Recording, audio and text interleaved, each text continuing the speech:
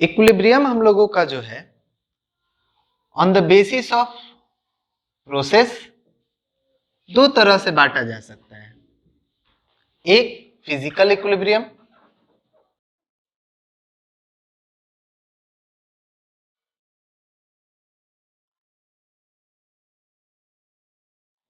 इसमें क्या होगा, इक्विलिब्रियम तो एस्टैब्लिश इसमें भी होगा,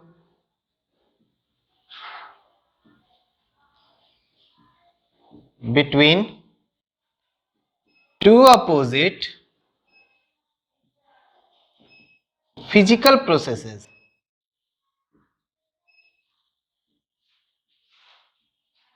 लाइक इवापोरेशन, कंडेंसेशन। हमारा वाटर है लिक्विड स्टेट में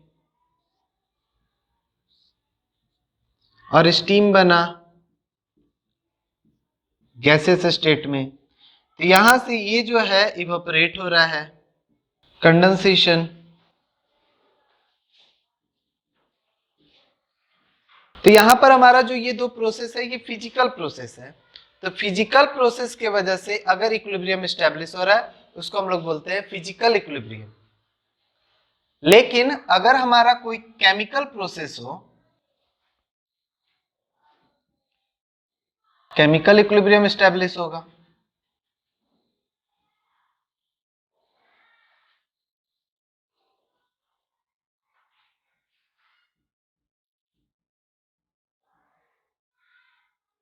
equilibrium between two opposite chemical processes. अगर हमारा कोई केमिकल प्रोसेस हो रहा है तो हमारा जो है दो अपोजिट केमिकल प्रोसेस के बीच में जब इक्विलिब्रियम एस्टैब्लिश होगा तो उसको हम लोग बोलेंगे केमिकल इक्विलिब्रियम। जैसे एक एग्जांपल लेते हैं, C2H5OH इथाइल अल्कोहल और एसिटिक एसिड के बीच रिएक्शन, तो हमारा बनता है CH3COO C2H5 प्लस H2। ये हमारा एस्टरिफिकेशन है। तो फॉरवर्ड रिएक्शन में क्या हो रहा है कि अल्कोहल और एसिटिक एसिड आपस में रिएक्ट करके ईस्टर दे रहे हैं, और बैकवर्ड रिएक्शन में क्या हो रहा है, हाइड्रोलिसिस ऑफ ईस्टर, जिसमें हाइड्रोलिसिस करके जो है वापस अल्कोहल और एसिड बनाया जा रहा है। तो इसको हम लोग जो है एस्टरिफिकेशन कह सकते हैं।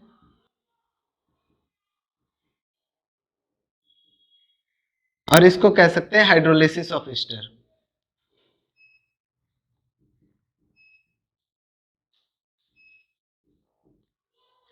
एस्टरिफिकेशन और हाइड्रोलिसिस ऑफ ईस्टर यहां पर दो अपोजिट प्रोसेस है जिसमें काम जो है एक दूसरे के अपोजिट हो रहा है। एस्टरिफिकेशन में अल्कोहल और कार्बोक्सिलिक एसिड मिलकर ईस्टर बना रहे हैं, और हाइड्रोलिसिस ऑफ ईस्टर में ईस्टर वाटर के साथ रिएक्ट करके वापस अल्कोहल और कार्बोक्सिलिक एसिड दे रहा है। दोनों अपोजिट प्रोसेस है। तो इसमें भी जब हमारा इक्विलिब्रियम एस्टैब्लिश होता है तो ये हमारा कहा जाएगा केमिकल इक्विलिब्रियम, और जब हमारा फिजिकल प्रोसेस में इक्विलिब्रियम एस्टैब्लिश होगा उसको बोलेंगे फिजिकल इक्विलिब्रियम।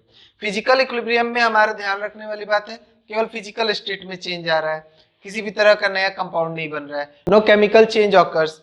और यहाँ पर हमारा जो है केमिकल रिएक्शन हो रहा है, न्यू केमिकल सब्सटेंस बन रहा है, ना इसका फ्रूटी स्मेल है ना इसका फ्रूटी स्मेल है, लेकिन इसका फ्रूटी स्मेल होता है, तो न्यू केमिकल सब्सटेंस बन रहा है। तो इस तरह हमारा जो है केमिकल चेंज आ रहा है तो केमिकल इक्विलिब्रियम एस्टैब्लिश हो रहा है, फिजिकल चेंज आ रहा है तो फिजिकल इक्विलिब्रियम एस्टैब्लिश हो रहा है।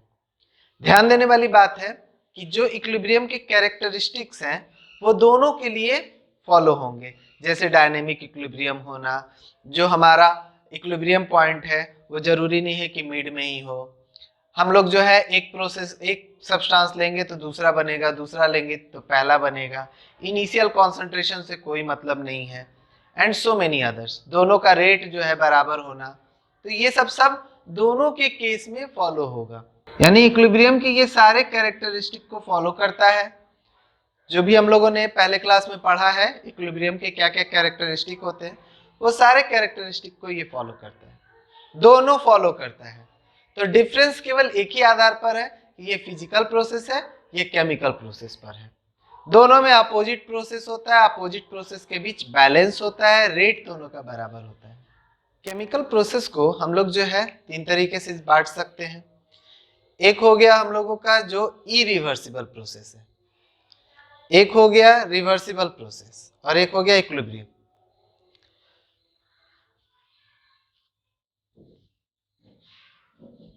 जो इरिवर्सिबल प्रोसेस होगा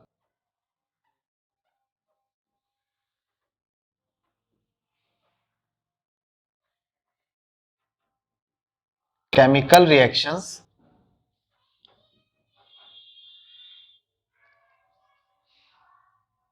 cannot establish इक्विलिब्रियम। जो भी हमारा इरिवर्सिबल केमिकल रिएक्शन होगा उसमें हमें इक्विलिब्रियम का कॉन्सेप्ट ही नहीं लगाना है, वो हमारा रिएक्शन करेगा, प्रोडक्ट बनाएगा, काम खत्म। जो इरिवर्सिबल है reaction proceeds to completion, complete होने तक वो पूरा होता है। उसमें हमारा जो है रिवर्सिबल या इक्विलिब्रियम का कॉन्सेप्ट ही नहीं लगाना है। जैसे कार्बन है, कोयला, उसको जलाएं, कार्बन डाइऑक्साइड बना, ये पूरा कोयला जलने तक रिएक्शन होता रहेगा। इरिवर्सिबल रिएक्शन है, इसमें इक्विलिब्रियम का कोई कॉन्सेप्ट नहीं लगाना है। इसके रिएक्शन को दिखाने के लिए हमें सिंगल एरो देना होता है। सिंगल एरो से हम बता देते हैं कि रिएक्शन मेरा इरिवर्सिबल है, ये मेरा कंप्लीट होने तक प्रोसीड होगा।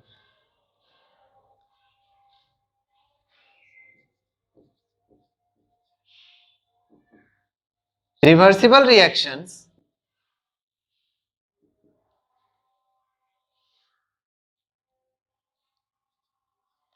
are those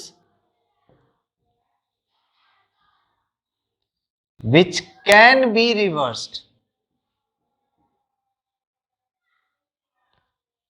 इसको रिवर्स कर सकते हैं, that is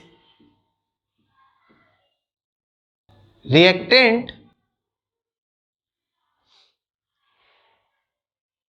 can be obtained from product. जैसे एग्जांपल के तौर पर अगर हम लोग जो है अल्कोहल लेते हैं C2H5OH,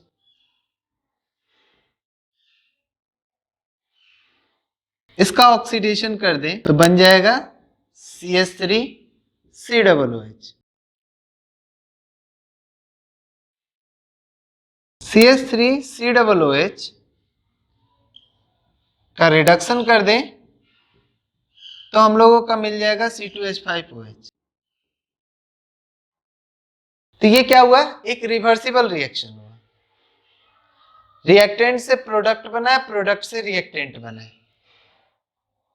लेकिन यहां पर इक्विलिब्रियम का कॉन्सेप्ट नहीं लगेगा। तो रिवर्सिबल रिएक्शन कैन एस्टैब्लिश या मे एस्टैब्लिश, कुछ रिवर्सिबल रिएक्शन ऐसे हैं जो एस्टैब्लिश कर सकते हैं equilibrium.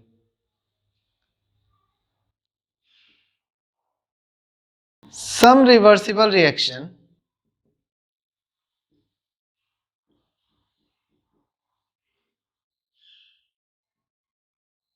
can establish equilibrium।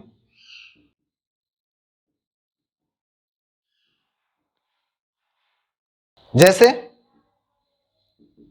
Nitrogen hydrogen के साथ रिएक्ट करता है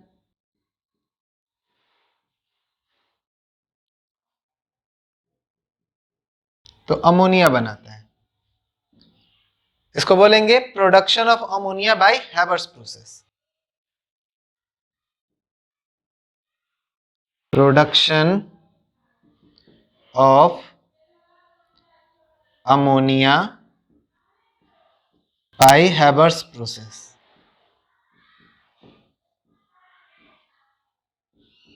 हैबर्स प्रोसेस से अमोनिया का प्रोडक्शन जब होता है तो यहां पर इक्विलिब्रियम एस्टैब्लिश होगा। इक्विलिब्रियम जो एस्टैब्लिश हो रहा है तो ये रिएक्शन कभी कंप्लीट नहीं हो सकता, क्योंकि जितना हम नाइट्रोजन डालेंगे हाइड्रोजन डालेंगे वो पूरा का पूरा कभी खत्म नहीं होगा और सारा का सारा अमोनिया नहीं बनेगा। ना ही अमोनिया जो है टूटकर नाइट्रोजन हाइड्रोजन में बदलेगा। Equilibrium never proceed to completion, वो हमारा कभी भी कंप्लीट नहीं होगा, यानी उसको कभी कंप्लीट करना ही नहीं है।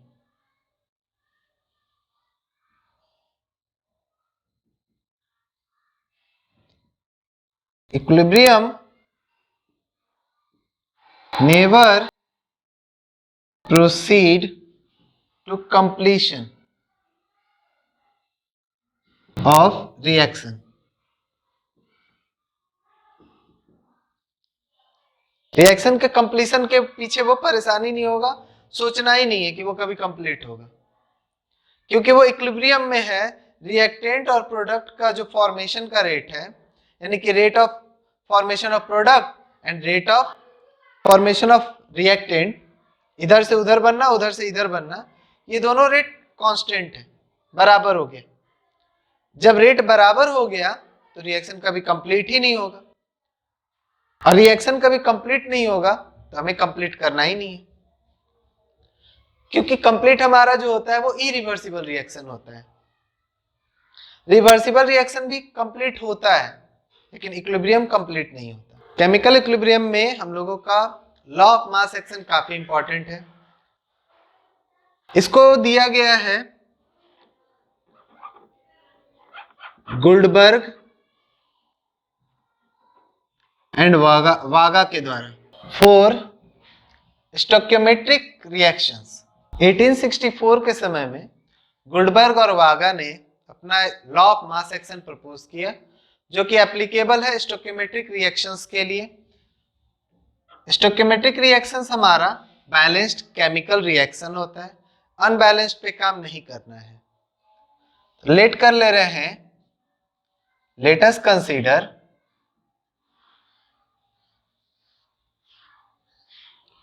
a stoichiometric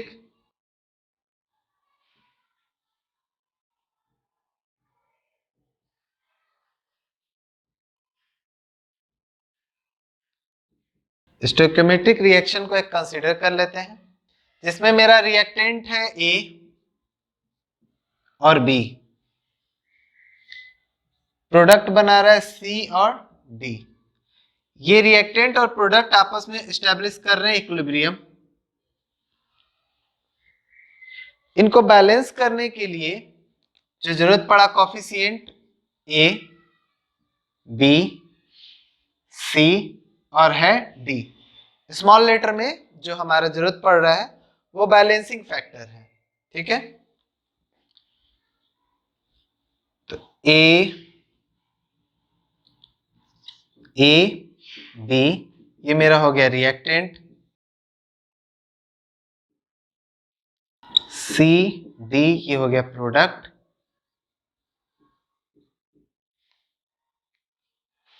A B C and D ये हमारे हो गए स्टोइकियोमेट्रिक कोफिशिएंट।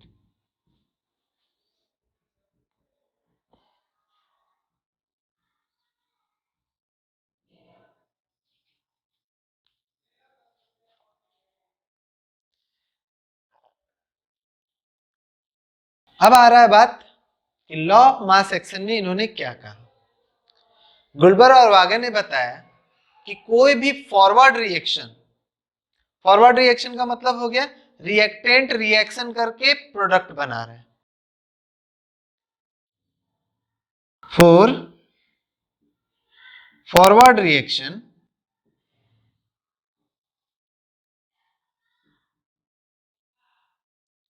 इन्होंने बताया कि जो रेट है, रेट ऑफ फॉरवर्ड रिएक्शन, जिसको हम लोग आरएफ कहेंगे, ये हमारा प्रोपोर्शनल होता है, प्रोपोर्शनल कॉन्सेंट्रेशन ऑफ रिएक्टेंट। जो रिएक्टेंट होगा उसी पर डिपेंड करेगा, इसी के हिसाब से रिएक्शन आगे की तरफ फॉरवर्ड करेगा। तो कॉन्सेंट्रेशन ऑफ रिएक्टेंट में मेरा ए आ गया और बी आ गया। साथ ही साथ उन्होंने कहा raise to the power stoichiometric coefficient, respective जो कोएफिशिएंट है उससे रेज करना है। ये हमारा रेट ऑफ फॉरवर्ड रिएक्शन आएगा इस रिएक्शन के लिए। गोल्डबर्ग और वागा ने जो है अपने लॉ ऑफ मास एक्शन में कहा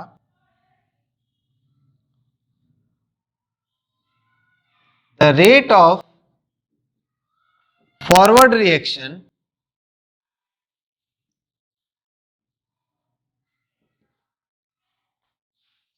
is directly proportional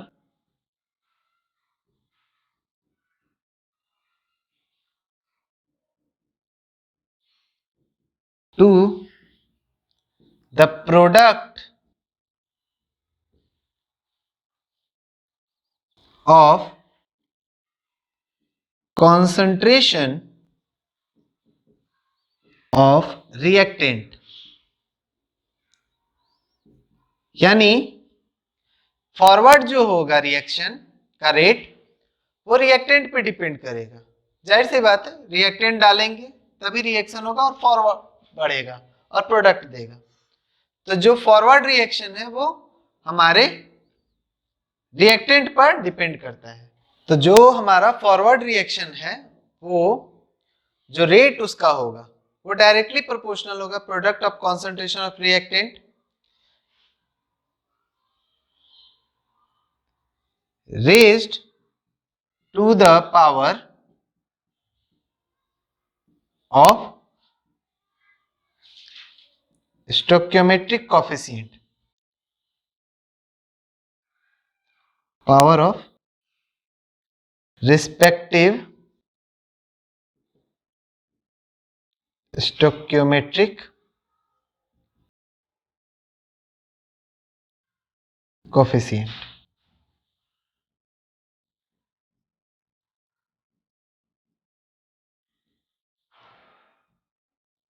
जिसका जो स्टोइकोमेट्रिक कोएफिशिएंट होगा उसको पावर में डाल देना है। तो हम लोग जानते हैं कि कभी भी प्रोपोर्शनल साइन हटेगा तो हमारा एक कांस्टेंट आएगा। तो हमारा आर एफ बराबर हो जाएगा K f A to the power a concentration of b to the power b, where जो kf कहा जाएगा, क्या कहा जाएगा, तो rate constant of forward reaction.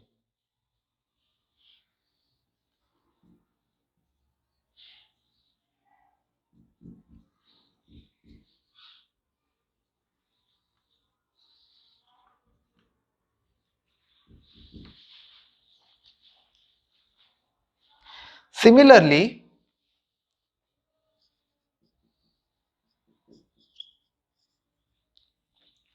for backward reaction,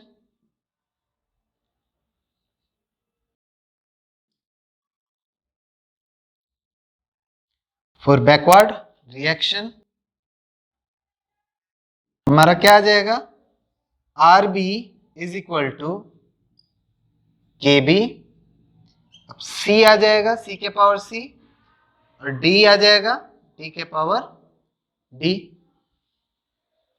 क्योंकि बैकवर्ड रिएक्शन किस पे डिपेंड करेगा, प्रोडक्ट पे, और फॉरवर्ड रिएक्शन डिपेंड करेगा रिएक्टेंट पे। तो बैकवर्ड रिएक्शन हम लोगों को चाहिए, तो बैकवर्ड रिएक्शन जो है उसका rate R B is equal to हो जाएगा के बी, सी हमारा प्रोडक्ट, डी हमारा product, C to the power C, D to the power D. ये दोनों लॉ जो है यानी फॉरवर्ड के लिए और बैकवर्ड लॉ के लिए ये हमको लॉ ऑफ मास एक्शन से पता चला।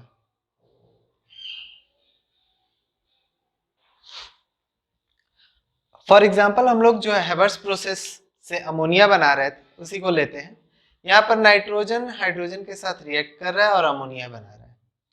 यहाँ पर हमारा अगर गैसियस स्टेट है तो गैसियस स्टेट के लिए कॉन्सेंट्रेशन भी काम करता है और प्रेशर भी काम करता है।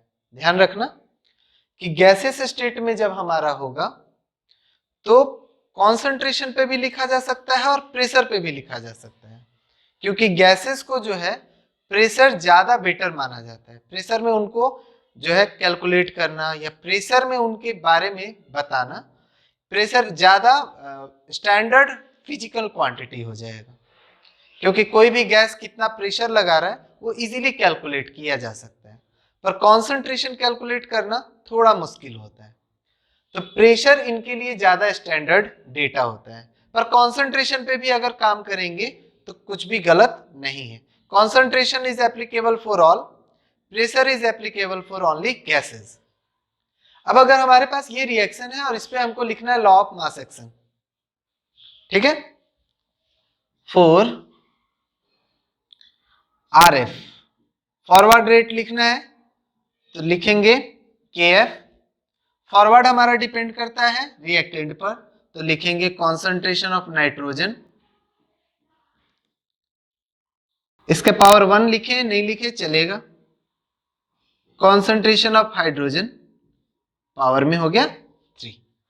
यहां जो बैलेंसिंग फैक्टर है उसको पावर में डालना है, तो ये हमारा हो जाएगा रेट ऑफ फॉरवर्ड रिएक्शन।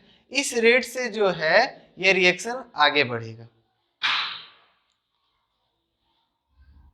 अगर हम बैकवर्ड लिखेंगे आरबी तो केबी कॉन्सेंट्रेशन। अब हमारा बैकवर्ड रिएक्शन जो होता है वो प्रोडक्ट पर होता है, तो अमोनिया हमारा प्रोडक्ट है NH3, इसका पावर हो जाएगा 2। इस तरह हम लोगों को इसका फॉरवर्ड रिएक्शन बैकवर्ड रिएक्शन लिखना है। In terms of gaseous pressure, gaseous pressure के टर्म्स में अगर हम लिखेंगे तो RF KF P प्रेशर किसका, नाइट्रोजन का, पावर में कुछ भी नहीं 1,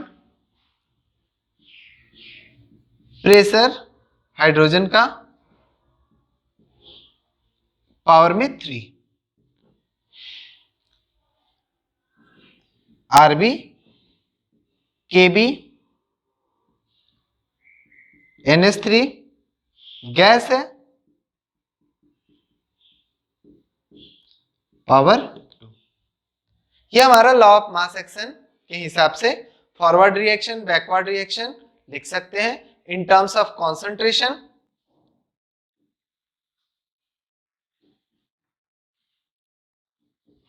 in terms of pressure. Concentration के टर्म्स में ब्रैकेट वही देना है।